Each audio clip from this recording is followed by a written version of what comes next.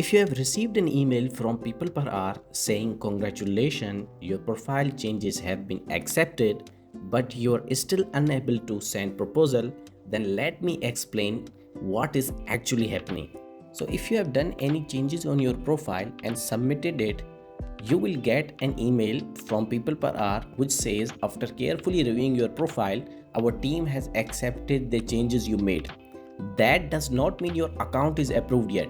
It only means they've reviewed the changes to your profile and those specific changes were okay, but your account is still not approved.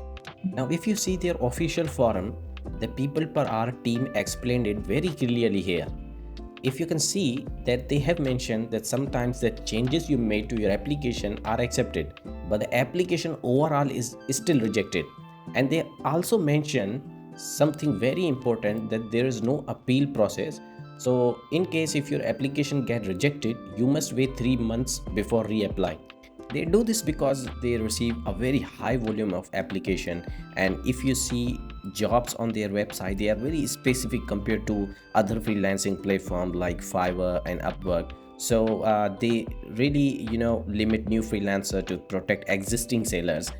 So if this happened to you, you might be thinking of creating multiple accounts. So never try to do this mistake because that can permanently block you. Now the important question is, what is the solution to getting approved? First of all, if you're new here, I strongly recommend you to watch my previous playlist. I've explained the entire approval process in detail. However, if you're already tried it and you're still facing issues, then here's something practical you can try.